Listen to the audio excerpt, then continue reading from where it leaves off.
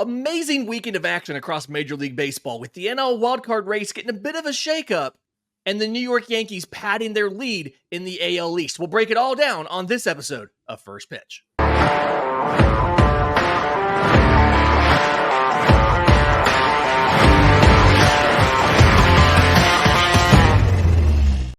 Yes, welcome on into First Pitch for Monday, September 16th.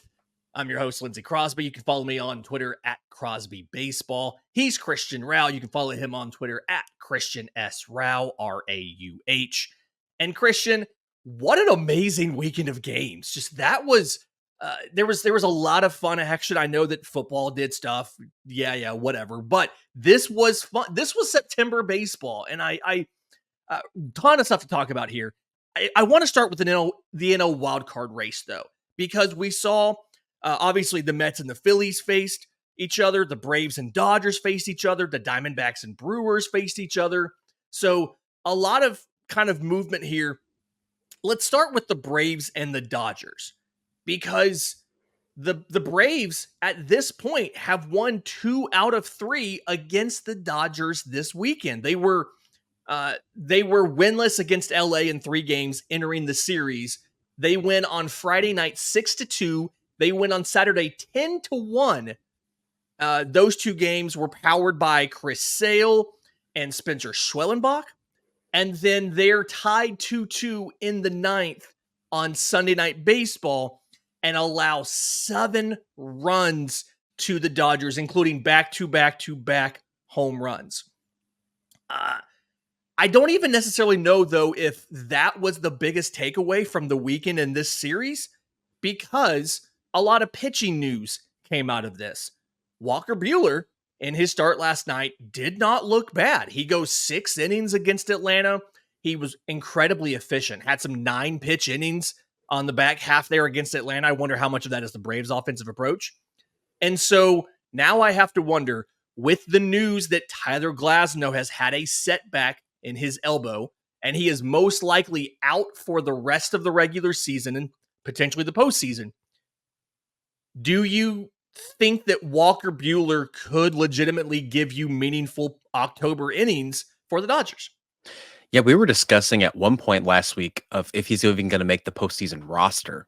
Now I'm seeing him as the potential number 3 starter on the team, not just a bullpen piece or like a forgotten piece, but you're still finding a way to make the roster for the playoffs. So I think he's going to be playing some meaningful innings just by default, Lindsay, because of some of the injuries. And that last start looked like, dare I say, signs of old Walker Buehler. And I think that if you can continue that, if you get hot at the right time, who cares what the rest of the seasons look like? If he can pitch like he has in the past in September, moving into October, that's exactly when you need it, especially right now for this Dodgers team, who have Yamamoto, who we're going to see today on the mound, but only pitched 60 pitches in his last outing. So we don't know how far he's going to go. They're trying to get him stretched and ready to go for the postseason. Will that potentially happen? Will that potentially work? Well, based on the past history of the Dodgers pitching staff so far, the odds are in their favor, but I'm hopeful for Yamamoto. And then, of course, Jack Flaherty, who they got at the trade deadline. And I'm pretty sure we're going to see Walker Buehler start a playoff game this season, something I wouldn't have predicted 2 weeks ago. Yeah, he goes 7 different pitches in that start. Sinker, cutter, 4-seam, knuckle curve, sweeper, slider, changeup. So legitimately 7 different pitches. The sweeper and the slider were different, different spin rates, different movement, different velocities. It's not just a classification thing here. Those were separate pitches.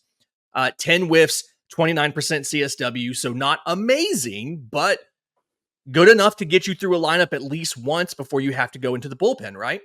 And then I think there's another aspect of this, and you heard it on MLB Network Radio over the weekend. The Dodgers have not ruled out the possibility of Shohei Ohtani pitching this postseason. Now, I think we all kind of assume if they get Ohtani pitching, it's going to be like what we saw in the World Baseball Classic. He'll be coming in for relief, pitching an inning here, an inning there, versus being a starter. Obviously, he's not pitched competitively since last year. But how unfair is it that the Dodgers may get to add Shohei Ohtani as a reliever in October? We were joking around when this news came out this weekend, and obviously we didn't have a show this weekend, so just sitting on that news, waiting for today's episode to come out. And you made the funny joke, and I think I tweeted it out. I think I stole it from you. Plagiarism is real between the two of us. It's definitely right. So, no, just kidding. It's not. At Braves Today, my thoughts are original. So are Lindsay's. So keep that way. But regardless, um, you mentioned that Shohei Ohtani, could you imagine him with his 50-50 season and then potentially being the reason the Dodgers win the World Series, assuming they make it there with a, let's just say, game 7 save? I mean, how do you add more of a historic season to that? Like, he's already considered the greatest player of all time. And then, oh, by the way, let's just add a World Series save to this guy's record. Yeah, Yeah. let's just go ahead and Like, figure it out. he might come out and pull a Chris Sale from 2018 and get a 6-out save in game 7 of the World Series or something. Like, yeah, of course he did. Of course Shohei Ohtani did that. I'd love to see him. I'd love to see him do something like enter Sandman. I know it's the Padres thing, but like imagine one of those crazy just closer entrances for Shohei Ohtani. I'm sure that would be absolutely insane. In And the instead of throwing in the bullpen, he's throwing down in the tunnel below. Like nobody knows he's warming up, and they hit music, and he comes out in the ninth. It would be an amazing. It would be the coolest moment I think we've ever seen in baseball. Okay, You want the young kids to start watching baseball. Make that happen. there you go. Okay, so sticking with this NL wild card, the Mets and the Phillies met up this weekend. Tough sledding for the Mets here. Felt like they were going to win more than they did. They took the Friday matchup 11-3. They lost on Saturday 6-4. They had a lead in that game, and then on Sunday they were leading late until JT Realmuto did this. Diaz delivers, and JT hits one in the gap, right center. It'll win the game. Castellanos will score, and the Phillies beat the Mets on a walk-off by JT Realmuto.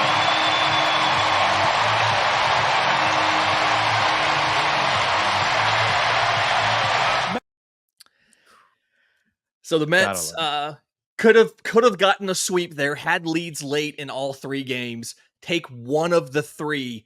And it's not necessarily even just that's the bad thing. It goes from bad to worse with Francisco Lindor, right?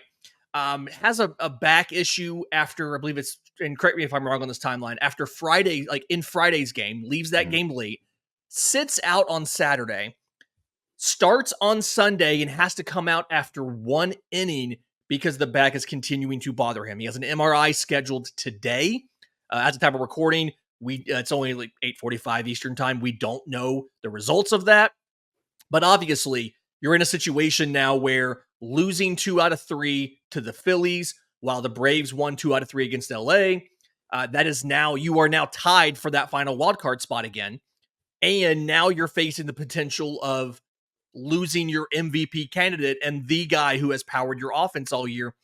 How much trouble are the Mets potentially in right now? If they lose Francisco Lindor for any time, like, even if it's just a series, they're in big trouble because the Braves are starting to figure it out offensively. I know it doesn't look like that if you just only looked at the box score from yesterday, but if you looked at them the entire weekend, they've started to figure it out. And the Padres, we're going to talk about them in a minute, and the Diamondbacks, they're still in it, right? So if the Mets are trying to find their way to get into the wild card race without Lindor, it's going to be a really tough time.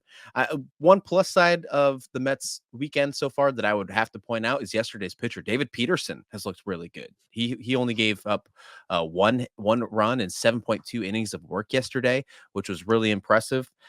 He started off with 7 shutout innings. So you got to like that because we've tried to answer that question of who would be their third playoff starter. And I think if they did make the postseason, I think you got your answer there.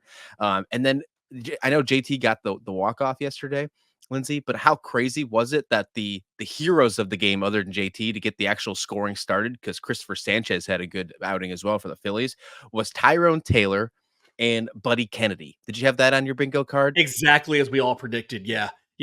Kind of a weird question here, not on the rundown. So, kind of throwing this on you last second, but who do you think is more responsible for the Mets being in playoff contention a year earlier than their own timeline. The MVP season of Francisco Lindor or multiple starting pitchers like Luis Severino and Sean Manaea stepping up in the rotation, because I personally thought the rotation was going to be their big weakness this year, not having Kodai Senga. Which of those is more responsible for this team being a postseason contender in mid-September? Yeah, I got to lean towards the pitching staff too, because we knew what Lindor could do, and as great as a season he's having, Mike Trout has great seasons and he doesn't make the postseason. So Lindor, it was great as he's doing. The pitching staff is, I think, more valuable in the asset of getting them farther. Controlling that other aspect of the game for the Mets, something that, as you mentioned, I didn't expect them to have a great pitching staff this year, especially when Senga's only threw 6 innings all season long. Insane. So yeah, what we've seen from Manaea, what we've seen from Severino, and now what we've seen for David Peterson has been truly impressive. And if they make the postseason, those 3 pitchers especially deserve a lot of credit. Continuing with the NL wildcard theme here, Diamondbacks and Brewers had a wild series. Arizona avoided a sweep with a walk-off on Sunday in, I think it was 11 innings, after multiple blown leads from both teams in this game. Devin Williams never leaves the bullpen for the Brewers, despite Arizona getting bases loaded in the inning and eventually getting the walk-off. Eugenio Suarez hits the game winner there. And then the San Diego Padres, they sweep the San Francisco Giants over the weekend. And so now you're in a situation where the Padres are only 3.5 back of the Dodgers. And the Diamondbacks are now, because of this losing streak, the Diamondbacks are now just 2 games up of the pairing of Atlanta and New York for that, in the wild card, with the Cubs 5 games behind. What is more likely, the Padres catching the Dodgers or the Diamondbacks falling out of the postseason altogether? Wow, that's a fun question there. Yeah. I'm going to lean towards the Diamondbacks falling out, and I don't think that it could potentially be both, Lindsay. But I'm going to lean towards the Diamondbacks falling out. They're getting some of their injured guys back. Moreno came back this weekend.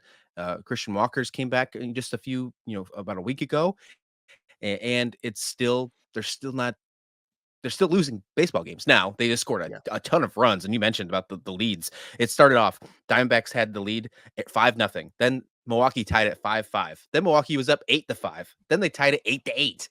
And then the game finally went to extra innings. And the extra innings was insane too. Jackson Churio hit a triple to clear the bases.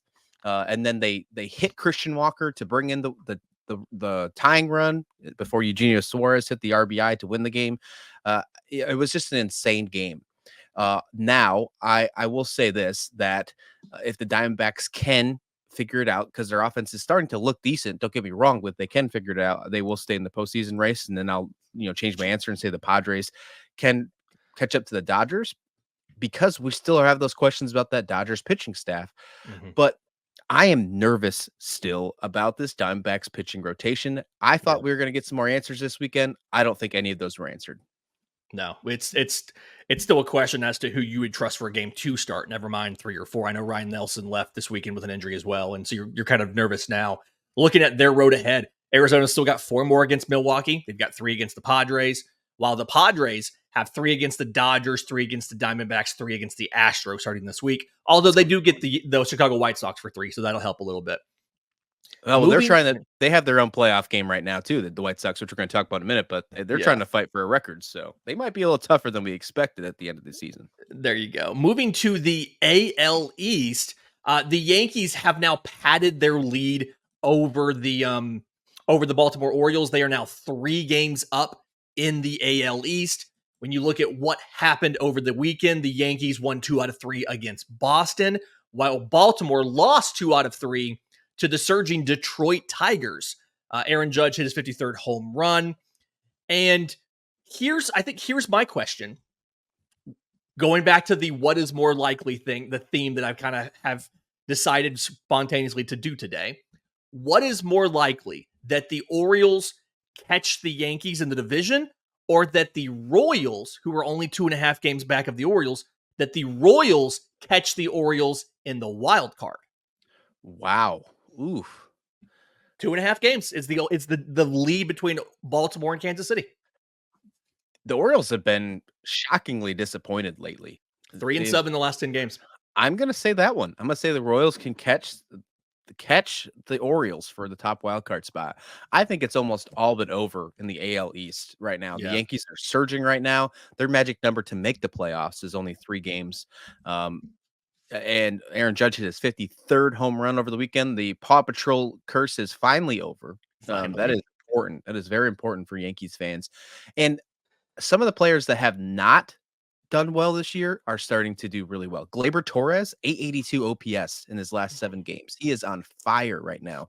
2 home runs, 5 RBIs, 323 batting average with that OPS as well. So guys like that, like Gleyber Torres getting hot, that's exactly what you need moving into the postseason. So count me in on the Yankees winning the AL East, something that I don't think I've said all season long so far. I thought Baltimore was going to be able to hold on, but that young core's being tested. And I think we're going to see if they can actually hold on to that top wild card spot. They'll make the postseason, and we'll see if they can win a postseason game, something that did not happen last year, right? The Rangers, I think, swept them. Yep. So, yeah, we'll see what happens. But I think I got the Yankees winning that American League East. Yeah, Yankees road feels a little bit easier. The only tough series they have left is Baltimore for 3 games. Tankathon lists Seattle. It's a tough series. I don't think Seattle's a very tough series at this point. They strike out way too much. They also get the A's for 3 and the Pirates for 3, whereas Baltimore, obviously they get the Yankees. They also have 3 against the Twins and 3 against the Tigers. 3 more against the Tigers. And obviously they showed this weekend they weren't quite ready to handle the Tigers. And I don't remember if Tariq Skubal pitched this weekend or not, but they may not have even had to face Skubal this weekend, and they still dropped the series. So I will say that the Tigers looked really good this weekend, especially yesterday. Green had 2 home runs. Keith had a beautiful hit to take the lead, and Montero pitched Tyler yesterday. Montero. Yeah. And another solid outing from him. I think he went 5 scoreless. So you got to love that. So the Orioles have struggled with runners in scoring position, and they struggled all day yesterday as well until Adley Rutschman hit his home run late in the game. That is something they needed to correct for these last 2 weeks of September, or they might find themselves farther down than the first wild card spot. And you mentioned maybe the Royals can take it from them. Yep. All right. I don't want to spend too long on this because they're not a good team despite winning back-to-back games for the first time in nearly 3 months. But the Chicago White Sox, we know that they're bad, right? We know that they are not only bad, they're historically bad.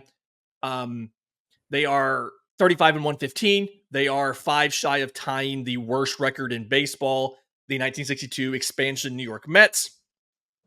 And so their GM, Chris Getz, sits in the booth over the weekend and said this. So, we're not going to be working heavy in free agency. We've got guys out on the field right now that need to improve their game. A lot of these guys are young players and need to make the adjustments to be more productive. We're not going to be working hard in free agency. We've got guys on the field right now who need to improve their game. Yes. Okay, cool. You went 33-115 so far, and you're going to return a lot of those players in 2025. After refusing to trade a rental player in the division, you didn't trade the best starting pitcher in Garrett Crochet, who was available at the deadline. You didn't trade one of the best outfielders in Lubob, who was available at the deadline. Having a great year. How pumped are you for next season for the Chicago White Sox? Could you imagine any Chicago White Sox fan hearing that and then saying, I can't wait to buy my season tickets next year? I don't think a single person said that. How can you expect your attendance went down, and rightfully so, because you have been the worst team in arguably baseball history. Your attendance has gone down almost on average 4,000 people per game. And that's pretty big because their average is only about 21,000 to begin with. Yeah. They're 27th in average in the entire league. And you're trying to cut salary even more. I just can't believe it. Now, there's some players that you can expect that'll be moved. And I think even before these comments, you could expect that happening. Garrett Crochet being one who asked for that big raise in the offseason, or moving into the offseason. Before the trade deadline, he wanted a contract extension before being traded. So I'm sure he's on the move. But you got some other guys like Yoan Moncada, who has been injured all season long. He's expected to make almost $25 million. But his buyout will only be $5 million. So you can expect him to probably be a free agency coming in the winter as well. If they're going to try and cut payroll, that seems almost like an obvious given. we'll see what happens here. However, I think this is embarrassing, not only for the White Sox and White Sox fans, but all of baseball. Just making these comments. One, I know you can't fool a Southsider. I get that. But you don't make these comments. Why would you do that? Why would you do that? Yeah, don't put it on the players for the bad team that you built. Also, note to your point there, Juan Moncada is expected to come back, be activated today. So you'll get a chance to actually see what he can do before the season ends. 54 blown leads for the White Sox this year. They've been shut out 18 times, and they've been walked off 9 times. Just find it interesting there. It's kind of how that's gone. Okay, getting a quick pitch real quick. Couple interesting debuts that we saw. Luis Angel Acuna, the little brother, one of the younger brothers of Ronald Acuna Jr., debuted for the Mets over the weekend. He was originally a international free agent of the Rangers, moved to the Mets in one of those Rangers. I believe that was the Max Scherzer deal, actually. Made his debut over the weekend. How do you think he looked? You saw it. How do you think he looked? Yeah, I didn't think he looked bad. Now, he came in for Francisco Lindor yesterday's game, so I don't know if he was actually planning on playing yesterday, but overall, he played in 2 games over the weekend. He went 2 for 7. There's just 2 singles, and he only struck out once, did not walk, but not a bad little start to his career. So I hope it works well. I am more excited than anything, and it's not going to probably happen until 2025, obviously, but to see the Braves and the Mets face off when the Acuna brothers take the field. So that's what I'm really excited for, but it's nice to see the first taste of them, and just to make sure we clean that up, you are correct. The Mets traded Max Scherzer and cash to the Texas Rangers for Acuna. Yeah. If I have my Braves history right, both Ronald and now Luis Angel Acuna, their first base hits were ground balls up the middle against the Phillies. So I find that really interesting. That's just kind of a little fun thing there. Talking about debuts, Pablo Sandoval debuted on the mound in the Atlantic League for the State Island Ferry Hawks. 5 1/3 innings, 4 hits, no runs, 1 walk to 4 strikeouts. How improbable is it that Pablo Sandoval went out there and gave you 5 shutout innings at the age of 39? Yeah, that's impressive. And I move over Bartolo Colon. We got a new big 60 on the mound. This one just happens to be a panda. I'm really excited to see this. And this is just one of those fun baseball moments, right? And obviously this isn't anything that's going to change the aspect of baseball. But if you're a true baseball nerd like we are, these are the things that you live for. You love seeing things like this. So awesome. Good job, Sandoval. And also, he's lost some weight. He looks good. So shout out there. Happy for him. Yeah. Talking about guys that look good, Matt Adams, Big Country, signing a 1-day contract to retire as a St. Louis Cardinal. How tempting do you think it is to stick him into the lineup on Monday night? Yeah, go ahead and pull my heartstrings on that one. But it's really cool seeing Matt Adams, sign that 1-day contract. Many people don't think about him being a Cardinal, which is surprising because he played most of his career there. I think most people actually think of him being either an Atlanta Brave or a Washington National based on, what he did and helped the Nationals get into the World Series. But he had a good career with the St. Louis Cardinals.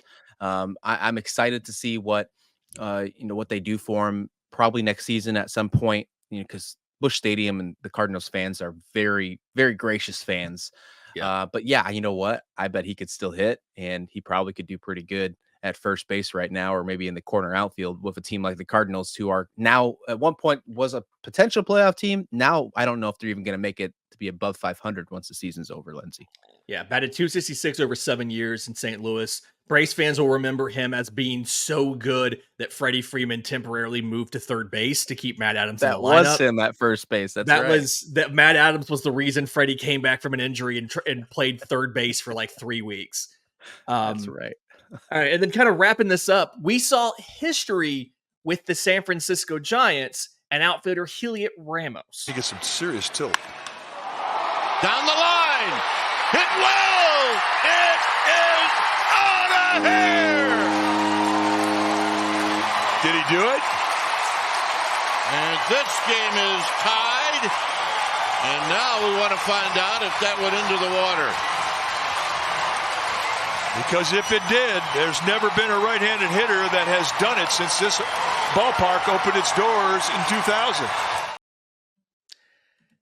It did, in fact, go into McCovey Cove. Heliot Ramos is the first right-handed hitter to ever put a home run into McCovey Cove. He actually talked about that after the game. He said that's something he's wanted to do. He's thought about it. He wanted to do it. The ball was recovered by McCovey Cove Dave, who Braves fans will remember. He refused to give Michael Harris his first grand slam back, said that was the most important ball to him. As of last night, McCovey Cove Dave has said that this ball is the most important home run that he's ever collected in his career. Quote, "It's my most precious ball. I've worked over 20 years for it."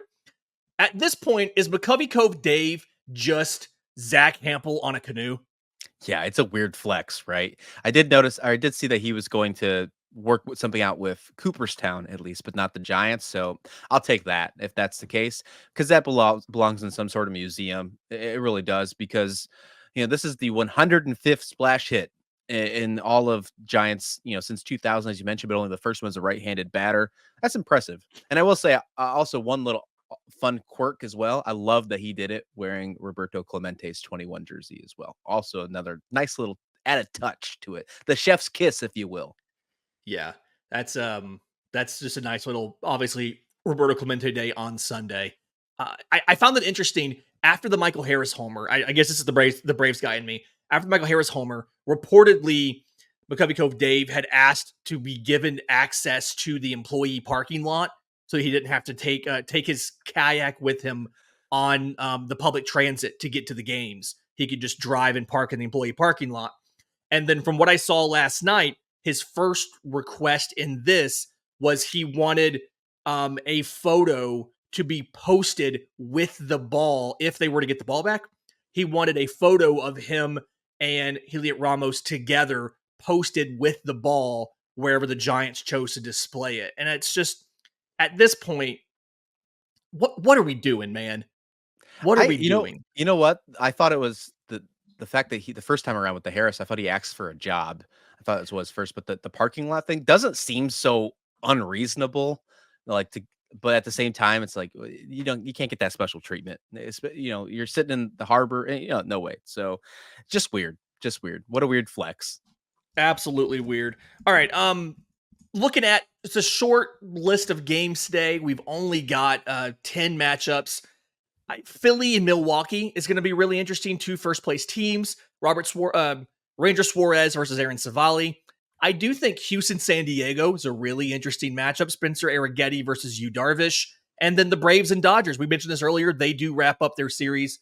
Yamamoto versus Max Fried. But keep an eye on Detroit at Kansas City. Detroit's been incredibly hot recently. We don't know who they're starting today. But Seth Lugo goes for the Royals. That's going to be an interesting one as far as the American League wildcard race shakes out. What is your most anticipated matchup of the day? And also, how terrible is it that nobody's playing a day game today? Yeah, I hate that. Can't stand it. Whether it's a Monday or Tuesday, whatever the case might be, baseball is ruining the morning segments for me, since I live on the West Coast, not giving me day games, because come on, we have NFL football in the evening on Monday. Perfect time to have at least one or two gay games. Baseball, figure it out. But I love all the series you mentioned. I'm of course excited for Yamamoto and Fried tonight for the Dodgers and Braves, but I want to see Paul Skeens pitch, because it might be one of the only last times we might see him. I think one more time after this. He's going up against the Cardinals, and we're still trying to decide who's going to win that National League Rookie of the Year. Yeah, we still don't know who it's going to be. Also, fun fact, the next day game for MLB is Wednesday at 2:20, Oakland at the Chicago Cubs. I don't know why there's not a day game every single day, and that needs to be the free game on MLB.tv. Especially Tuesdays. When is there college football? Is there NFL? No, it's a wide open spot for you, baseball. Take charge, because you're already battling against that sport. Take a spot where no one is right now. Tuesday day games must happen, especially in September. This has been First Pitch for Monday, September 16th. If you're listening on audio, do us a favor, leave us a 5-star review. If you're on YouTube, subscribe to the channel, leave a comment down below. Let us know what series you're most looking forward to this upcoming week. And until next time, this has been First Pitch.